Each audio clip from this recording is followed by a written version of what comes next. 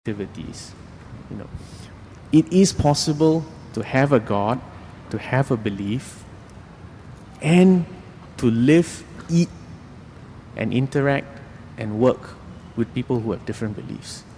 The key thing then is not to insist that my way must be your way, right? But to respect that you have a right to do things your way. I will do things my way, but from time to time, and in fact most of the time, we have to do things together. And how do we keep that comfort level going? So that's how I approach that question. Any more Other questions? questions? Or is I have to keep looking through this?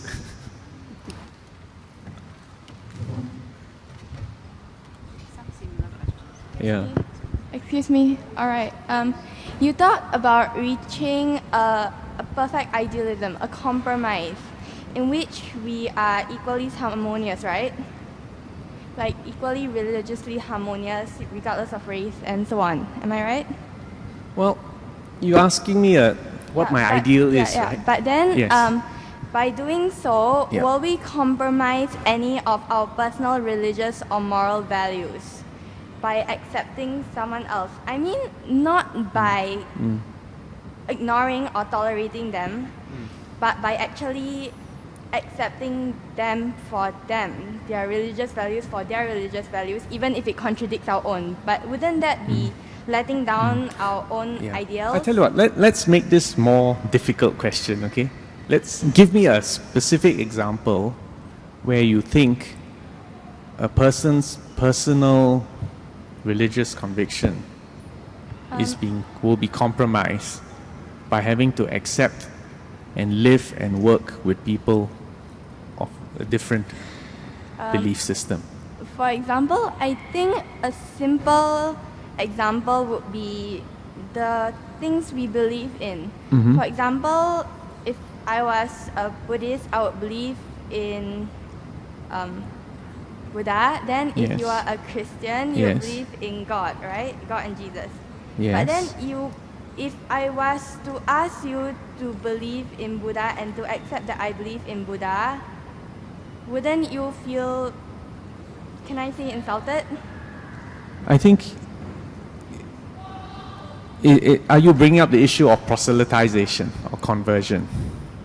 Is that what you're Not referring to? conversion Yeah. in the way, but forcing, not forcing, Yeah. No, I think we should never force. never we should- forcing, but yes. trying to let others know that you believe in that.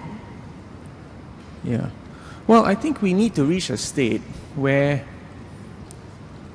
you can be a Buddhist, I can be a Christian, and we can still work together. We can still achieve great things for the country or for the common space together. That's what we want to arrive at. And I think we can do that without imposing my belief on you or you imposing yours on mine, you see.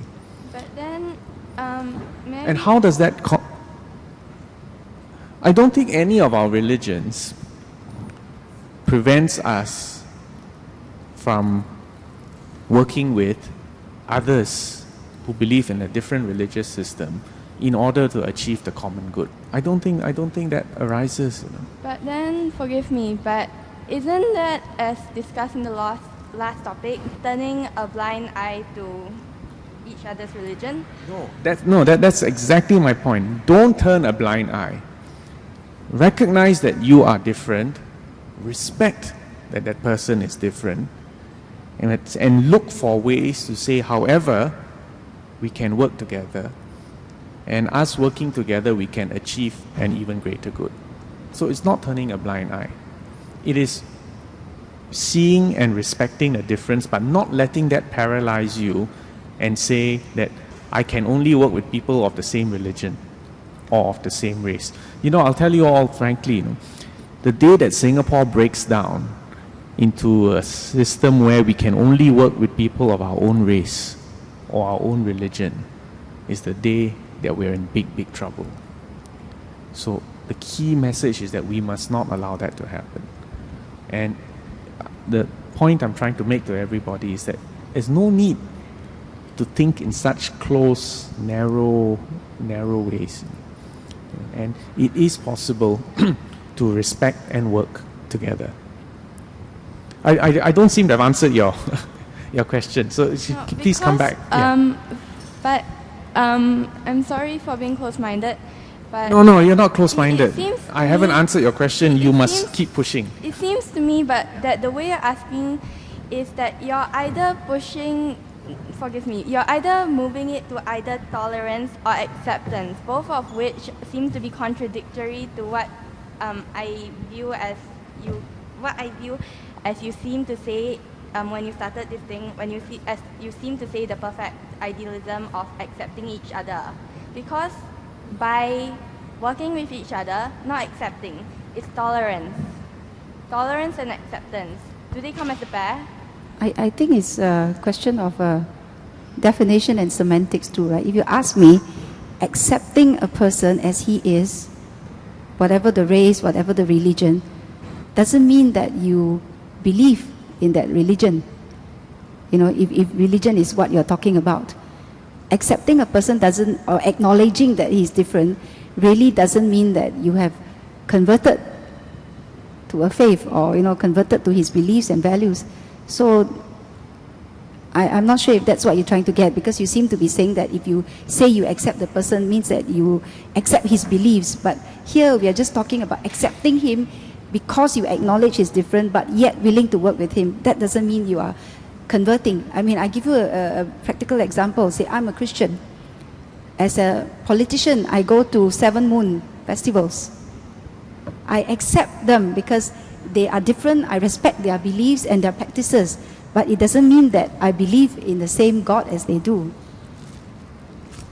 Tell you what, why not you state your belief and your ideal? It doesn't have, you shouldn't agree with me, you know. So I don't want this to be an imposition of my view on you. I just like you to state in your own words what you believe and what your ideal is. In my opinion, I believe that,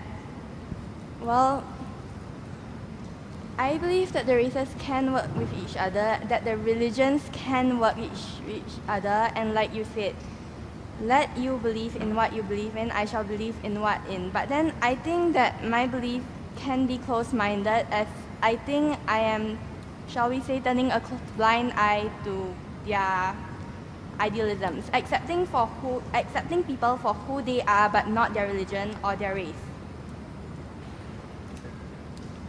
Because it's more about being Singaporean, being a person, than being a particular race or religion.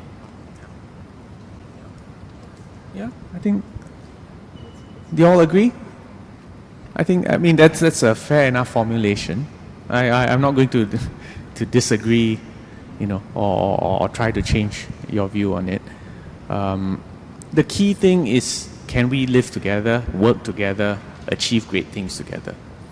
If we can do that, however you define it, whether you define it as turning a blind eye or close eye, or someone else defines it as tolerance, or someone defines it as harmony, it doesn't really matter. In the end, the key test is, do we have a peaceful society? Do we have a great, achieving, united, cohesive nation? And we have it, it works. And we will evolve as time goes on. Thank you. You've had something to add to her point? Or new point? No, it's a new point. Okay, good Yes. afternoon, Dr. Vivian and Dr. Khor. This question can be answered by both of you. Recently, I read in the newspapers that... okay, never mind. I read in the newspaper that Minister should Mentor hire Lee him. Kuan Yew, in the parliamentary debate, he Yes. mentioned that given our unique socio-political context, Singapore does not have equal racial equality. Can I know your take on this, and how do you think we should move forward from here? Yeah, I think M.M. Lee made a very pertinent reminder to everybody that actually the Constitution does provide a special duty on the government to look after the political, the economic, the cultural, the educational interests of the minorities, and especially the Malays. as indigenous people of Singapore.